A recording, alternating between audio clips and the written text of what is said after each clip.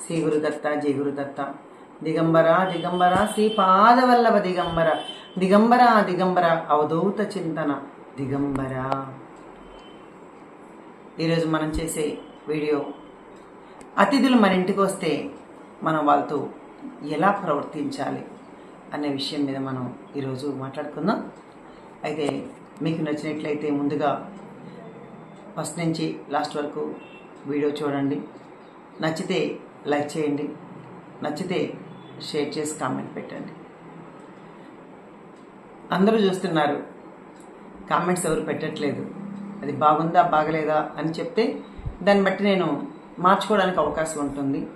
చూస్తున్నారు, రోజు ఉన్న వీడియోస్ ఇంచుమించు ఒక 200 మంది 300 మంది అలా చూస్తున్నారు, కానీ కామెంట్స్ లేదు. కాబట్టి అది నచ్చకపోయినా కామెంట్స్ పెట్టండి, దానిలో తప్పేం లేదు. నా అభిప్రాయాలు నేను పంచుకుంటున్నాను, అంతేగాని మీ అభిప్రాయం అంటే నాలాగా మీరు ఉండాలని మీలాగా నేను ఉండాలని కాదు కదా. కాబట్టి మీకు నచ్చితే కామెంట్స్ పెట్టండి. సరే, మన ఇంటికి అతిథులు వస్తే వాళ్ళని మనం ఎలా రిసీవ్ చేసుకోవాలి, ఎలా వాళ్ళని సాగనంపాలి అనే అంశం మీద మనం చెప్పుకుందాం. రోజు చెప్తాను, అందరికీ తెలిసిందే. అయినా మళ్ళీ మనం ఒకసారి నా వర్షన్లో నేను చెప్తున్నాను అంతే, మీ అందరికి తెలియదని కాదు సుమా. సరే, మన ఇంటికి అతిథులు రావచ్చు, బంధువులు రావచ్చు, ఇంకా భగవద్భక్తులు రావచ్చు, ఎవరైనా రావచ్చండి. వాళ్ళు సంతోషంగా వెళ్ళేటట్టు మనం ఇంట్లో క్రియేట్ చేసుకోవాలి. సంతోషంగా అంటే వాళ్ళు డబ్బులు ఇస్తే సంతోషంగా ఉంటారా, చీరలు పెడితే సంతోషంగా వెళ్తారా, లేదంటే ఇంకా ఆస్తులు అంతస్తులు ఇస్తే హ్యాపీగా వెళ్తారా? కాదు, అవి ఇవ్వకపోయినా ఏం పర్వాలేదు, కానీ చిరునవ్వుతో వాళ్ళు రాగానే స్వాగతం పలకాలి. వెంటనే కూర్చోబెట్టే వాళ్ళకి మంచినీళ్ళు ఇవ్వాలి. మనం వాళ్ళకు దాహం వేసినా కాకపోయినా మనం మంచినీళ్ళు ఇవ్వాలి. అది మనకు పల్లెటూరులో చిన్నప్పుడు పెరిగిన వాళ్ళకి ఎక్కువ ఆ సాంప్రదాయం వస్తుందండి. అంటే మనకు లేదా అని కాదు, మనకు ఉంది. కానీ మనకు ఇంటికి వచ్చి కూర్చున్నాక వాళ్ళు మంచినీళ్ళు అడిగితే కానీ ఒక్కొక్కసారి మనం ఇవ్వలేం. అంటే మనం మర్చిపోవచ్చు, లేదంటే పక్కనే కదా వాళ్ళు అని కూడా భావన ఉండొచ్చు. పక్కన ఇంటి వాళ్ళే వచ్చినారు కదా అని కూడా అనుకోవచ్చు. పక్కింటి వాళ్ళు వచ్చినా ఎదురింటి వాళ్ళు వచ్చినా కూడా మంచినీళ్ళు ఇవ్వడం మనం అలవాటు చేసుకోవాలి. అయితే వాళ్ళకి దాహం ఉందా లేదా అనే క్వశ్చన్ కాదు. సరే, ఇచ్చాం, మంచినీళ్ళు ఇచ్చాం. ఇంకా మన వాళ్ళతో వాళ్ళ బాధలు వస్తే బాధ పంచుకోవాలి, సంతోషంగా చెప్పడానికి వస్తే సంతోషం పంచుకోవాలి. అంతే తప్ప మనకు ఉన్న అతి తెలివితేటలతో వాళ్ళని మనం బాధ పెట్టకూడదు. చాలామంది మన ఇంటికి ఒక బాధలో వస్తే కామెంట్ చేసి, ఏం చేస్తాం, మీ నాన్న మీ తాత వాళ్ళంతా చేసిన పాపాల నీ కొట్టాయి, నీ పిల్లలకు కొట్టాయి అంటూ ఉంటాం. అదే విషయం మనకు జరిగితే అప్పుడు మనం వాళ్ళంటే మనం ఎంత బాధపడతాం. కాబట్టి మనం అలాంటివి మాట్లాడకూడదు. ఎవరి తాతలు, ఎవరి ముత్తాతలు, ఎవరి నాన్నలు, ఎవరమ్మలు చేసిన కర్మలు వాళ్ళకి తెలుస్తాయి. కానీ మనకేదో చూసినట్లాగా అక్కడ మనం భావించి వాళ్ళని ఎప్పుడు మనం బాధ పెట్టకూడదు. ఇంకా సరదాగా నవ్వుకుంటూ వాళ్ళతో గంట సేపు సరదాగా కాలక్షేపం చేసి సరదాగా వాళ్ళకి ఏమి ఇష్టమైతే ఆ విషయం మనం మాట్లాడాలి. ఏమి ఇష్టం, వాళ్ళు భగవద్భక్తులైతే భగవంతుని గురించి చెప్పడం, ఫలాని పారాయణ చేసుకో, ఫలాని ఇలా ఉండు, అట్లా చెయ్యి, రోజు ఆ పూజ చేసుకో, ఈ పూజ చేసుకో, చాలా బాగుంటుంది, మనసుకు చాలా ప్రశాంతంగా ఉంటుంది అని మనం సంతోషంగా వాళ్ళకి చెప్పాలి. వాళ్ళు దాంట్లో లేదనుకో, అంటే ఆధ్యాత్మికంలో లేదనుకో, వాళ్ళు నిజంగానే ప్రాపంచ విషయాలు చెప్తే మనకి బోర్ కొట్టుద్ది. అబ్బా ఎంతసేపు, అంటే మనకి ఎప్పుడు ఆధ్యాత్మికంగా అలవాటు అయింది కాబట్టి వాళ్ళకి ఏం కావాలో అదే మనం మాట్లాడాలి. సరే, మనకి ఇష్టమన్నా లేకపోయినా ఒక 5 నిమిషాలు వాళ్ళు చెప్పే మాటలు మనం వినడానికి ఎప్పుడు ప్రయత్నించాలి. నాకు అది నచ్చలేదు అనడానికి కుదరదు. నచ్చినా నచ్చకపోయినా ఎదుటి వాళ్ళు మన ఇంటికి వచ్చారు కాబట్టి మనం వాళ్ళు చెప్పే మాటలు మనం వినాలి. నచ్చితే ఏం పర్వాలేదు, నీకు నచ్చకపోయినా ఏం పర్వాలేదు, అలా మనం ఉండాలి. ఇంకా వాళ్ళకి ఇష్టమైంది మనకు ఆల్మోస్ట్ భగవద్ బంధువులు కావచ్చు, మన స్నేహితులు కావచ్చు, మన బంధువులు కావచ్చు, మనకి ఇష్టమైంది కాకుండా వాళ్ళకి ఇష్టమైంది మనం, అది వంట కావచ్చు, ఫ్రూట్స్ కావచ్చు, ఏదైనా సరే వాళ్ళని పెట్టి పంపించాలి.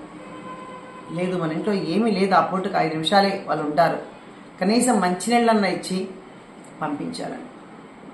ఒట్టిగా మాత్రం మనం ఖాళీగా పంపించకూడదంట. అందుకే ఇదివరకు పల్లెటూరులో వెళ్ళినప్పుడు చూడండి, చక్కగా మనకు వెళ్తానే మనకు మంచినీళ్ళు బయట గుమ్మం దగ్గర కడుక్కోమని ఇచ్చి, తర్వాత లోపలికి వచ్చిన తర్వాత టవల్ ఇచ్చి కూర్చోబెట్టి మంచినీళ్ళు తెచ్చిచ్చేవారు.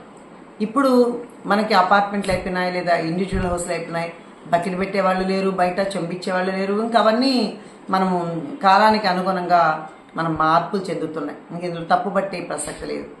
లోపలికి వచ్చిన తర్వాత కూర్చున్న తర్వాత చక్కగా మంచినీళ్ళు మాత్రం వాళ్ళకి ఒక గ్లాస్ ఇచ్చి, మనం కాఫీ తాగుతావా, టీ తాగుతావా అని మనం అడగకూడదంట.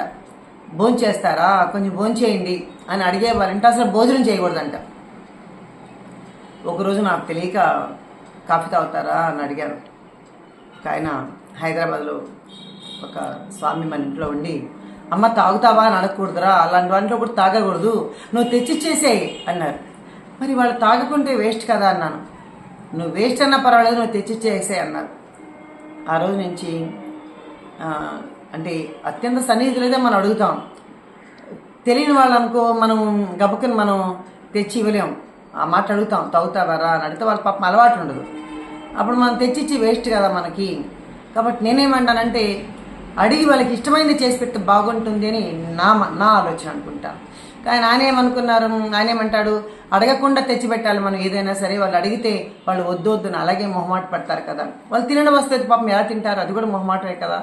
కాబట్టి మనకి ఇష్టమైన అంటే బంధువులు కావచ్చు, ఎవరైనా కావచ్చు, ఆల్మోస్ట్ మనకు వాళ్ళ విషయాలు తెలిసి ఉంటాయి. వీళ్ళు కాఫీ తాగేవాళ్ళ, తాగని వాళ్ళ, లేదంటే పాలు తాగేవాళ్ళ, ఇలా మనకు ఒక ఐడియా ఉంటుంది. కాబట్టి దానికి అనుగుణంగా మనం ఏదో మనం వాళ్ళకి ఇవ్వాలన్నమాట. ఎందుకు ఇవ్వాలి, ఇవ్వకపోయినా పర్వాలేదు, కానీ మన ఇంటికి మన మీద ప్రేమతో, మన ఇంటికి అంత దూరం నడిచో లేదా ఆటో పెట్టుకోనో లేదా బస్సులోనో వచ్చారు, మన వాళ్ళకి కనీస ధర్మాలు మనం వాళ్ళకు చెయ్యాలి. అందరూ చేస్తున్నామండి, నిజంగా అందరూ చేయని వాళ్ళు ఎవ్వరూ లేరు, అందరూ చేస్తాం. వాళ్ళతో నవ్వుతూ మాట్లాడి సరదాగా కాసేపు వాళ్ళతో కాలక్షేపం చేసి హ్యాపీగా వాళ్ళు బయలుదేరి వెళ్ళాలి. ఇంకా ఆ మాటలన్నీ అయిపోయినాయి, భోజనాలన్నీ అయిపోయినాయి, వాళ్ళు వెళ్తున్నారు. కొంతమంది ఇంట్లో నుంచే, చాలామంది కాదు, కొంతమంది, అతి తక్కువ మంది బాగా డబ్బులున్న వారి ఇంటికి ఒక డబ్బులు లేని ఆవిడ వెళ్ళింది అనుకోండి. వాళ్ళు ఏం చేస్తారంటే, వెళ్ళొస్తానమ్మా అని చెప్పితే లోపల నుంచే బాయ్ అమ్మ, అలాగే రమ్మా, అలాగే అంటూ ఉంటారు. అది చాలా తప్పు. డబ్బులు ఉన్నవాళ్ళు వచ్చినా, డబ్బులు లేని వాళ్ళు వచ్చినా, అంటే పేదవాళ్ళు వచ్చినా, ఉన్నవాళ్ళు వచ్చినా, మనకు ఒకటే రూల్ మనం అప్లై చేయాలి. కనీసం మనం 10 అడుగులన్న వాళ్ళ వెనకంటి వెళ్ళి మన వాళ్ళని పంపించాలి. అసలు నిజానికి వాస్తవానికి అయితే వాళ్ళు వెళ్ళినప్పుడు కింది దాకా వెళ్ళి పంపించి, నిజంగా ఆ ప్రేమ ఎలా ఉంటుందంటే, వాళ్ళు వెళ్తూ ఉంటే వాళ్ళు మనం టాటా చెప్పినప్పుడు వాళ్ళు కొంచెం దూరం 10 అడుగులు వాళ్ళు వేసినప్పుడు మళ్ళీ మనముగా వాళ్ళు తిరిగి చూస్తారు. అంటే వీళ్ళు మళ్ళీ మన కోసం తిరిగి చూస్తున్నారా లేదా అని. ఎంత అద్భుతంగా ఉంది చూడండి. అప్పుడు మళ్ళీ ఒకసారి తిరిగి చూసి మళ్ళీ చిరునవ్వు నవ్వుకొని వాళ్ళకి టాటా చెప్పి విడవలేక వెళ్తారండి. అలా ఉండాలి అన్నమాట. అంతేకాని మనం గుమ్మం నుంచి లోపల నుంచి బాయ్ వెళ్ళిరా అంటే, నిజంగా బాగలేకుండా, ఆరోగ్యం బాగాలేకుంటే ఇంకా అంతకన్నా మనం ఏం చేయలేము. మంచం మీద నుంచే ఒక సాయిరాం చెప్తాం. కానీ బాగున్నప్పుడు కూడా ఏముందిలే, కానీ వాళ్ళు మన ఇంటికి వచ్చారు వెళ్తారులే అని ఒక కేర్లెస్ మనకి పనికిరాదండి. చాలా, నేనైతే ఎవరు వచ్చినా సరే లిఫ్ట్ దాకా నేను వెళ్ళి తీరుతానండి. ఆల్మోస్ట్ కిందికి వెళ్ళడానికి ప్రయత్నిస్తాను. ఒక్కొక్కసారి నా వస్త్రధారణ బాగలేదనుకో, నైటీ వేసుకోను ఏదో ఉంటాను కదా, అట్లాంటప్పుడు లిఫ్ట్ దాకా కంపల్సరీ అయితే వెళ్ళి వాళ్ళని సాగనంపి పంపిస్తాను. వాళ్ళు రోజుకి 2 సార్లు అయినా, 2-3 సార్లు రాని కంపల్సరీ వాళ్ళకి వెళ్తాను. ఎన్నిసార్లు వస్తావమ్మా, ఏం పర్వాలేదులే అని అంటారు మా వాళ్ళు. కాదు, వాళ్ళు మన మీద ప్రేమతో వచ్చారు. బాబా మనకు అదే కదా నేర్పించారు. బడే బాబా వెంబడి 50 అడుగులు నడిచి వెళ్ళేవారట. ఎవరైనా వస్తే బాబా కూర్చొని అలా చెప్పలేదు, భోంచేసావా అన్న, బాబు వెళ్ళి భోజనం చేయి అని చెప్పి ప్రేమతో దగ్గరుండి వాళ్ళకి వడ్డించేవారంట బాబా వారు. మరి ఆయన సచరిత్ర పారాయణ చేసి ఆయన విషయాలను మనం కొంచెం అంతో ఇంతో తెలుసుకోనండి కూడా మనం ఎలా ప్రవర్తించాలి నిజంగా అంటే మహాత్ములు మనకు అంత గొప్పగా బోధించారు కాబట్టి మనం దాంట్లోని విషయాలు గ్రహించాలి, తెలుసుకోవాలి. ఓ బడే బాబా వెంబడే బాబా కొంచెం దూరం 50 అడుగులు వేసేవారు కదా, మరి మనం ఆయన ఉన్నవాడని బాబాకి డబ్బులు ఇచ్చేవాడని వెళ్ళేవారు బాబా వారు. స్నేహానికి అక్కడ విలువ ఇచ్చారు బాబా వారు కాబట్టి వెళ్ళారు. మనం కూడా అదే బంధువులు కావచ్చు, వాళ్ళు పేదవాళ్ళు కావచ్చు, ఎవరు కావచ్చు, మనం చక్కగా వాళ్ళని గుమ్మం దాటి ఒక కనీసం అట్లీస్ట్ ఒక 10 అడుగులన వేసి వాళ్ళని మనం ఎట్లా స్వాగతం నవ్వుతూ చెప్పాము అలాగే వాళ్ళు వెళ్ళేటప్పుడు కూడా మనం అలాంటి చిరునవ్వుతోని పంపించి మళ్ళీ ఎప్పుడొస్తావు అని మనం ఆ ప్రేమను ఒలకబోయక్కర్లేదు. నిజమైన ప్రేమను మనం ఆత్మీయంగా మనం అడగాలి. కొంతమంది ఇక్కడి నుంచి పెదాల నుంచి రాకూడదు, హృదయంలో నుంచి వాళ్ళని మళ్ళీ రావాలి అనుకునేలాగా వాళ్ళని మనం అడగాలండి. వాళ్ళు వస్తారా రారా అని కాదు, మన స్థానం లేదా వాళ్ళ స్థానం మన ఇంట్లో ఎంత ఉంది అంటే మన హృదయం ఎంత ఉందని అవతల వాళ్ళకు ఇట్టే తెలిసిపోతుంది. మనం ఇంటికి వెళ్తే మనం ఇష్టం లేని వాళ్ళు మన ఇంటికి వచ్చారనుకో, ఎప్పుడెప్పుడు వెళ్ళిపోతారు, అయ్యో వెళ్ళిపోవాలి, ఏంటో అసలు నాకు పని ఉంది అని చెప్పండి. నేను అనుభవించాను. కొంతమంది వెళ్ళికెళ్తే లోపల నుంచి సాయిరామ్మా బాయ్మా బాయ్ ఉంటానమ్మా అంట డబ్బులున్న వారి ఇంటికి వెళ్తే. అదే కొంచెం తక్కువ స్థాయిలో వాళ్ళ ఇంటికి మనం వెళ్తే అమ్మ మళ్ళీ ఎప్పుడొస్తావమ్మా అని చాలాసార్లు వాళ్ళ గుమ్మం దాటి వాళ్ళ బయటకు వచ్చి పంపిస్తారు. అంటే అది సంస్కారం. అది అక్కడ ఉన్నవాళ్ళు ఇంకొకటి డబ్బులు ఉన్న వాళ్ళు అని కాదు. చూడండి, మనం ఒకరికి ఒక ఉన్న ఆవిడ కూతురు పెళ్ళికి చీర కొనాలని షాప్కి వెళ్ళిందంట. పనమ్మాయికి చీర పెట్టాలని. అయితే ఆ షాప్ అబ్బాయిని అడిగిందంట, అయ్యా మా పనమ్మాయికి చీర పెట్టాలి, ఒక 200 ఒక 500 చూపించు అని అడిగిందంట. ఎవరు? ఇంత కోటీశ్వరరాలు. అంత బాగుంది ఆవిడ తత్వం అది. అదే వీళ్ళింట్లో పనిచేసే పని మనిషి ఆ ఒక షాప్కి వెళ్ళి, అయ్యా మా అమ్మకు ఒక 5,000 రూపాయల్లో శారీ చూపించండి, ఎందుకంటే మా అమ్మగారికి నేను చీర పెట్టాలి. అమ్మగారంటే ఆ ఇంట్లో పనిచేసే ఓనరు, ఆవిడకి నేను చీర పెట్టాలి, వాళ్ళ కూతురు పెళ్ళి అందంట. అంటే వీడు దాచుకున్న డబ్బులతో వీడు అప్పు చేసో ఏదో చేసో 5,000 రూపాయలు చీర కొనడానికి సిద్ధమైంది.